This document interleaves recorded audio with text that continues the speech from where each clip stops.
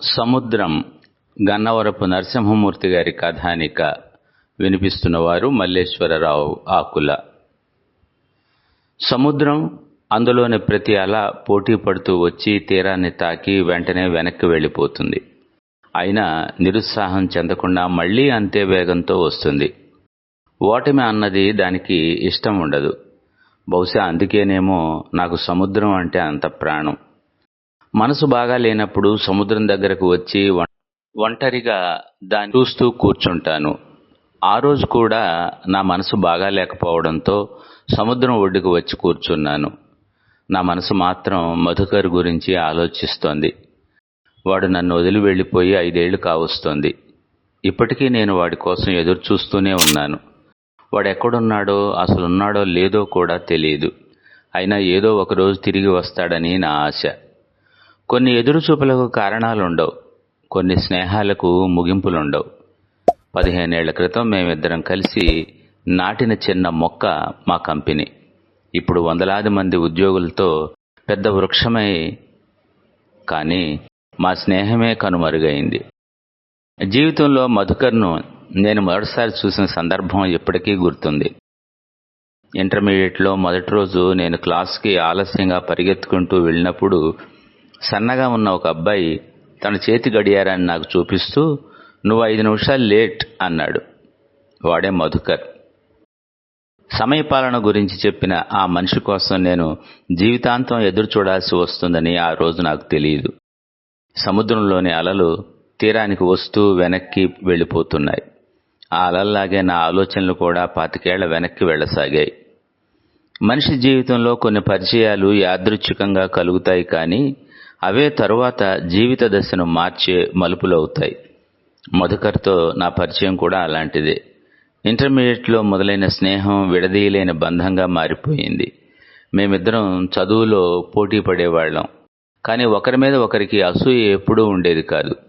పరీక్షల్లో మా ఇద్దరిలో ఎవరు మొదటి ర్యాంకు సాధించినా ఇద్దరం సంతోషపడేవాళ్లం. చివరి పరీక్ష నాడు కాలేజీ ఆవరణలో పాత వేప చెట్టు కింద కూర్చున్నప్పుడు, "తర్వాత ఏం చేస్తావు" అని నేను అడిగితే మధుకర్ ఆకాశం వైపు చూస్తూ, "ఐఐటిలో ఇంజనీరింగ్ చదువుతాను" అని చెప్పాడు. నాకు అహ్మదాబాదు ఐఐఎంలో ఎంబీఏ చదవాలని ఉంది అన్నాను నేను. నా మాటలు విన్నవాడు, "మనం సొంతంగా ఒక కంపెనీ పెట్టి 10 మందికి ఉద్యోగాలు ఇద్దాం" అని చెప్పాడు. సంవత్సరాలు గడిచాయి. మధుకర్ ఐఐటి ఖరగ్పూర్లో కంప్యూటర్ సైన్స్లో ఇంజనీరింగ్ పూర్తి. నేను అహ్మదాబాద్లో ఐఐఎంలో ఎంబీఏ చదివాను. దేశంలోని పెద్ద పెద్ద కంపెనీలు క్యాంపస్ ఇంటర్వ్యూలకు వచ్చాయి. నాకు ఒక బహుళజాతి సంస్థ నుంచి ఉద్యోగం ఆఫర్ వచ్చింది. అదే సాయంత్రం నాకు మధుకర్ నుంచి ఫోన్ వచ్చింది. "శర్మ, మనం ఇంకొకరి కంపెనీని అభివృద్ధి చేయడానికి చదవలేదు, మన కలను నిజం చేసుకునేందుకు చదివాం. మనమే ఓ కంపెనీని ప్రారంభిద్దాం" అన్నాడు. సంవత్సరం తరువాత విశాఖపట్నంలో సముద్రానికి దగ్గరగా ఉన్న ఒక చిన్న అద్దె భవనంలో మా company new waves software solutions limited ప్రారంభమైంది. ఆ రోజు మా దగ్గర డబ్బు, అనుభవం రెండూ లేవు. ఉద్యోగులు కూడా లేరు, కానీ ఆత్మవిశ్వాసం మాత్రం అపారంగా ఉండేది. మొదటి ఉద్యోగి వచ్చిన రోజున మేమిద్దరం హోటల్కి వెళ్ళి ఒక ప్లేట్ బిర్యానీ పంచుకొని తిన్నాం. 10 మంది ఉద్యోగులు చేరిన రోజు స్వీట్లు పంచాం. 50 మంది అయిన రోజున ఆఫీసులో చిన్న వేడుక చేసుకున్నాం. అలా ప్రతి విజయాన్ని మేమిద్దరం కలిసి ఆస్వాదించాం. అయితే మొదటి నుంచి మధుకర్ సమయం విషయంలో ఖచ్చితంగా ఉండేవాడు. 1 నిమిషం ఆలస్యం అంటే 1 నిమిషం నష్టం అని తరచూ చెప్పేవాడు. మొదట అది క్రమశిక్షణలా అనిపించింది, తర్వాత అది అలవాటైంది, చివరికి అదే తన స్వభావంగా మారిపోయింది. అప్పట్లో నేను దాన్ని పెద్దగా పట్టించుకోలేదు. ఒకరోజు అదే అలవాటు మా జీవితాలను అల్లకల్లోలం చేసి పెనుమార్పులకు కారణం అవుతుందని నాకు తెలియదు. ఆ మార్పు కారణమైన వ్యక్తి లయ. ఆమె మా కంపెనీ గుమ్మంలో దాటిన రోజున మా జీవితాల్లోకి విధి కూడా నెమ్మదిగా అడుగుపెట్టింది. ఉదయం 9 గంటలకు ఆఫీస్ ప్రారంభమైతే వాడు 8:45కే తన గదిలో కూర్చుని ఉండేవాడు. టేబుల్ మీద కంప్యూటర్, మరొక వైపు తన తండ్రి బహుమతిగా ఇచ్చిన పాత చేతి గడియారం. "ఫోన్లో టైం ఉంది కదా, ఇంకా ఆ పాత గడియారం ఎందుకు అని అడిగితే మా నాన్న రైల్వే స్టేషన్ మాస్టర్. ఒక్క నిమిషం ఆలస్యం అయితే ఒక రైలు కాదు, వందల మంది జీవితాలు ఆలస్యం అవుతాయని చెప్పేవాడు. ఆయన వల్ల నాకు సమయం మీద గురి ఏర్పడింది. కాలంతో పాటు మా కంపెనీ కూడా వేగంగా ఎదిగింది. మా క్లయింట్ అమెరికా, జర్మనీ, జపాన్ వరకు పెరిగారు. ఒక్క ప్రాజెక్టు ఆలస్యమైన కోట్ల రూపాయల నష్టం. ఆ ఒత్తిడి ఎక్కువగా మధుకర్ మీదే ఉండేది. అతని ఉద్యోగులను మీరు 8 గంటలు పనిచేయాల్సిన అవసరం లేదు, 4 గంటలు చేసినా పర్వాలేదు, కానీ ఆ చేసిన 4 గంటలు ప్రపంచంలో ఎవరూ చేయలేనంత నిజాయితీగా పనిచేయాలి అని చెప్పేవాడు. ఆ మాటల్లో నిజం ఉండేది. అందుకే అందరూ అతన్ని గౌరవించేవారు, కానీ ఇష్టపడేవారు కాదు. మా కంపెనీలో ఉద్యోగులు చేరడం చాలా సులభం, కానీ అందులో కొనసాగడం కష్టం. దానికి కారణం మధుకర్. ఒకసారి కొత్తగా చేరిన ఒక ఇంజనీర్ ఉదయం 10 నిమిషాలు ఆలస్యంగా వచ్చాడు. అప్పుడు మధుకర్ అతన్ని తన గదిలో వచ్చి ఎందుకు ఆలస్యమైంది అని అడిగాడు. అతను ఆలస్యానికి కారణం చెబుతుంటే రేపటి నుంచి ఆలస్యం అయితే నువ్వు కంపెనీకి రానవసరం లేదు అని చెప్పాడు. నేను ఆ విషయం తెలుసుకుని ఇంత కఠినంగా ఉండటం అవసరమా అని అడిగితే అతను కంప్యూటర్ స్క్రీన్ మీద నుంచి తలెత్తకుండా ఈరోజు 10 నిమిషాలు, రేపు గంట, ఎల్లుండి ప్రాజెక్ట్ ఆలస్యం అవుతుంది, ఆ తర్వాత కంపెనీకి నష్టాలు తప్పవు. వాడి వాదనలో తర్కం ఉండేది, కానీ అది ఉద్యోగులకు నచ్చేది కాదు. వాడి కఠినత్వం ఆఫీస్కే పరిమితం కాలేదు, ఇంటి వద్ద కూడా అంతే. అయితే మధుకర్ చెడ్డవాడు కాదు, ఎవరికి అన్యాయం చేయాలని అనుకోడు. అతనికి పని మొదటి ప్రాధాన్యం, ఆ తర్వాతే బంధాలు, స్నేహాలు కూడా. ఒకసారి మా మానవ వనరుల విభాగానికి వందలాది దరఖాస్తులు వచ్చాయి. వాటి అమ్మాయి బయోడేటా నా దృష్టిని ఆకర్షించింది. ఆమె పేరు లయ. ఎన్ఐటి వరంగల్లో కంప్యూటర్ సైన్స్ చదివింది, గోల్డ్ మెడలిస్ట్. ఆమె ప్రాజెక్టుల జాబితా చదివిన తర్వాత నేను వెంటనే ఇంటర్వ్యూకు పిలవమని చెప్పాను. ఆ రోజు నా టేబుల్ మీద వచ్చిన ఆమె దరఖాస్తు మా కంపెనీ చరిత్రనే కాదు, మా ముగ్గురి జీవితాలను శాశ్వతంగా మార్చేస్తుందని అప్పుడు నాకు తెలియదు. ఆ సాయంత్రం 4 గంటలకు ఆమె ఇంటర్వ్యూ ప్రారంభమైంది. ఇంటర్వ్యూని నేను, మధుకర్ కలిసి చేశాం. మేము అడిగిన ప్రశ్నలన్నిటికీ లయ బాగా సమాధానాలు చెప్పింది. వారం తర్వాత లయ మా కంపెనీలో చేరింది. మొదటి రోజు అందరితో కలిసిపోయింది. కొత్త ఉద్యోగుల్లా సంకోచం లేదు, సీనియర్ల పట్ల గౌరవం ఉంది, జూనియర్లకు సహాయం చేసే మనసు ఉంది. 3 వారాల్లోనే ఆమె అభివృద్ధి చేసిన ఒక సాఫ్ట్వేర్ మాడ్యూల్ను అమెరికా క్లయింట్ ప్రత్యేకంగా అభినందించారు. 6 నెలల్లో లయ మా కంపెనీలో అత్యంత విశ్వసనీయమైన సాఫ్ట్వేర్ ఇంజనీర్లలో ఒకరిగా మారిపోయింది. క్లిష్టమైన ప్రాజెక్టులను లయను టీమ్ లీడర్గా నియమించడం జరిగింది. కానీ జీవితం ఎప్పుడూ ఒకేలా ఉండదు. ఒకరోజు మొదటిసారిగా ఉదయం 9 గంటలు దాటినా లయ ఆఫీసుకు రాలేదు. ఆ రోజు మొదలైన ఆ ఆలస్యం మా జీవితాల్లో కూడా ఒక పెద్ద మార్పుకు నాంది పలికింది. ఒకరోజు ఆమె ఆఫీసుకి 12 గంటలకు వచ్చింది. మధుకర్ ఆమెను తన గదిలోకి పిలిచి, ఈ నెలలో మీరు ఆలస్యంగా రావడం ఇది 5వసారి. టీమ్ లీడర్ అయిన మీరే ఇలా ఆలస్యంగా వస్తే ఎలా అని అసహనం వెలిబుచ్చాడు. కానీ పరిస్థితిలో మార్పు లేదు. లయ తరచూ ఆలస్యంగా రావడం అనేది మా కంపెనీకి ఒక సమస్యగా మారసాగింది. ఆమె చేతిలో ఉన్న ప్రాజెక్టులు ఆ ఆలస్యం కారణంగా వాయిదా పడటంతో క్లయింట్ అసంతృప్తి వ్యక్తం చేయడం మొదలైంది. దానివల్ల మధుకర్ చిరాకు రోజురోజుకి పెరగసాగింది. ఒకరోజు నేను లయను నా గదికి పిలిచాను. మా అటెండెంట్ ఇద్దరికీ కాఫీలు తెచ్చాడు. లయ, నీ వ్యక్తిగత జీవితంలో జోక్యం చేసుకోవాలని నాకు లేదు, కానీ నువ్వు ఇంతకు ముందులా టైంకు రావట్లేదు. దానివల్ల మన ప్రాజెక్టులన్నీ ఆలస్యం అవుతున్నాయి. నీకేదైనా సమస్య ఉంటే నాకు చెప్పు, మనం కలిసి పరిష్కారం వెతుకుదాం అని చెప్పాను. నా మాట వినగానే ఆమె తలదించుకుంది. ఒక కన్నీటి బొట్టు ఆమె కాఫీ కప్పులో పడింది. సార్, 6 సంవత్సరాల క్రితం నాకు ప్రేమ వివాహం జరిగింది. అతను కూడా సాఫ్ట్వేర్ ఇంజనీర్. పెళ్లి సంవత్సరం అయిన దగ్గర నుంచి హింస మొదలైంది. ప్రతి చిన్న విషయానికి అనుమానం, అవమానం, మాటలతో హింస. ప్రతిరోజు ఆమె కళ్ళు మూసుకుంది. శరీరంపై పడిన గాయాలు మందులతో పోతాయి, కానీ మాటలతో పడిన గాయాలు మాత్రం ఆమె వాక్యం పూర్తి చేయలేకపోయింది. ఆమె కళ్ళ నుండి నీరు. అతనితో బాధలు పడలేక విడాకులు తీసుకున్నాను. కానీ దానికి నా తల్లిదండ్రులతో సహా అందరూ నన్నే తప్పుబట్టారు. నా కూతురు ప్రియను నేనే పెంచుతున్నాను. నేను భారీగా ఓడిపోయినా తల్లిగా గెలుస్తాను అని చెప్పింది. ఆ మాటలు చెప్తున్నప్పుడు ఆమె కళ్ళల్లో వెలుగు కనిపించింది. నేను ఒంటరి తల్లిని. అన్ని పనులు నేనే చేసుకోవాలి. నాకు తోడు ఎవరూ లేరు. ముఖ్యంగా పాపకు ఒంట్లో బాగా లేనప్పుడు, స్కూల్లో పేరెంట్ టీచర్ మీటింగులు ఉన్నప్పుడు ఆఫీస్కు ఆలస్యం అవుతుంది. దయచేసి మధుకర్ గారికి నా సమస్య గురించి చెప్పండి. నేను ఎంత చెప్పినా అతను అర్థం చేసుకోవడం లేదు అని కళ్ళు తుడుచుకుంటూ లయ చెప్పింది. లయ, నీ సమస్య నాకు అర్థమైంది. మధుకర్తో మాట్లాడతాను అని చెప్పి ఆమెను పంపించేశాను. ఆ మర్నాడు నేను మధుకర్తో లయ సమస్య గురించి చెప్పాను. వాడు నా మాటలు విని, సమస్యలు అందరికీ ఉంటాయి, కానీ వాటి నీడ ఉద్యోగం పైన పడకుండా చూసుకోవడం ప్రతి ఉద్యోగి బాధ్యత అన్నాడు. మధు, ఆమె వల్ల మనకు 2 పెద్ద ప్రాజెక్టులు వచ్చాయి. ఇప్పుడు ఆమెకు కావాల్సింది శిక్ష కాదు, సహాయం అని చెప్పాను. శర్మ, మనం ఆమెకు మినహాయింపు ఇస్తే మిగతా ఉద్యోగులకు కూడా ఇవ్వవలసి ఉంటుంది. అది కంపెనీ అభివృద్ధి మీద ప్రభావం చూపిస్తుంది అన్నాడు. 2 నెలల తర్వాత ప్రాజెక్టుల ఆలస్యానికి బాధ్యురాల్ని చేస్తూ లయను ఉద్యోగంలోంచి తొలగిస్తున్నట్లు ఉత్తర్వులు వెలువడ్డాయి. ఆ సాయంత్రం లయ నాకు లిఫ్ట్ దగ్గర కనిపించింది.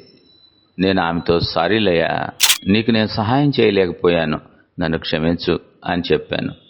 సార్, జీవితంలో కొన్ని తలుపులు మరో తలుపు తెరుచుకోవడానికే మూసుకుపోతాయి. ఏదొచ్చినా మన మంచికే అంటారు అంది. కాలం గడిచింది. లయ ఉద్యోగం వదిలి వెళ్లిన తర్వాత కంపెనీ పనులు ఆగలేదు. లయ స్థానంలో మరో సాఫ్ట్వేర్ ఇంజనీర్ వచ్చాడు. కొత్త ప్రాజెక్టులు వచ్చాయి. కొత్త క్లయింట్లు చేరారు. ఆదాయమూ పెరిగింది. అమెరికా నుంచి వచ్చిన ఒక పెద్ద ఒప్పందం వల్ల మా కంపెనీ పేరు దేశవ్యాప్తంగా మారుమోగింది. అన్నీ సరిగానే జరిగాయి. కానీ ఆఫీసులో లయ ఖాళీ చేసిన కుర్చీ అలాగే ఉంది. ఒకరోజు రాత్రి 11 గంటలకు మధుకర్ నాకు ఫోన్ చేసి ఇంటికి రమ్మని చెప్పాడు. నేను వెంటనే వాడి దగ్గరికి వెళ్ళాను. ఇంట్లో ఒంటరిగా ఉన్నాడు. అతని భార్య ప్రియంవద, కొడుకు వంశీ ఇద్దరూ కనిపించలేదు. కొద్దిసేపటి తర్వాత మధు ఒక కాగితాన్ని నా చేతిలో పెట్టాడు. అది ప్రియంవద మధుకు పంపిన విడాకుల నోటీస్. 6 నెలల తర్వాత ప్రియంవద భర్త మధుకర్తో విడాకులు తీసుకుంది కోర్టులో. వంశీ తాను అమ్మతోనే ఉంటానని చెప్పడంతో ప్రియంవద వంశీని తనతో పాటు తీసుకెళ్లిపోయింది. ఆ సంఘటన తర్వాత మధుకర్ పూర్తిగా మారిపోయాడు. ఆఫీసులో ఉద్యోగులను మందలించడం తగ్గిపోయింది. ఒకరోజు నేను వాడి గదికి వెళ్ళాను. అక్కడ వాడు తన తండ్రి ఇచ్చిన పాత గడియారాన్ని చేతిలో తిప్పుతూ కనిపించాడు. నన్ను చూసి, శర్మ, ఈ గడియారం నన్ను ఎప్పుడూ ఆలస్యం చేయనివ్వలేదు, కానీ నాకు అత్యంత అవసరమైన మనుషులను మాత్రం దూరం చేసింది అని చెప్పాడు. వాడి మాటల్లో మొదటిసారి నాకు పశ్చాత్తాపం వినిపించింది. 1 నెల తర్వాత శ్రీ సరస్వతి విద్యానికేతన్ వార్షికోత్సవ వేడుకల్లో ముఖ్య అతిథులుగా హాజరు కమ్మని మా ఇద్దరికీ ఆహ్వానం వచ్చింది. మా కంపెనీ ఆ స్కూల్కు కంప్యూటర్ ల్యాబ్ ఏర్పాటు చేయడంతో కృతజ్ఞతాభావంతో ఆ పాఠశాల యాజమాన్యం ముఖ్య అతిథులుగా నన్ను, మధుకర్ను ఆహ్వానించింది. ఆ సాయంత్రం పాఠశాల ప్రాంగణం పిల్లల నవ్వులతో కళకళలాడుతోంది. వేదిక మీద సాంస్కృతిక కార్యక్రమాలు జరుగుతున్నాయి. ఎంతో కాలం తర్వాత మధుకర్ ముఖంలో ప్రశాంతత కనిపించింది.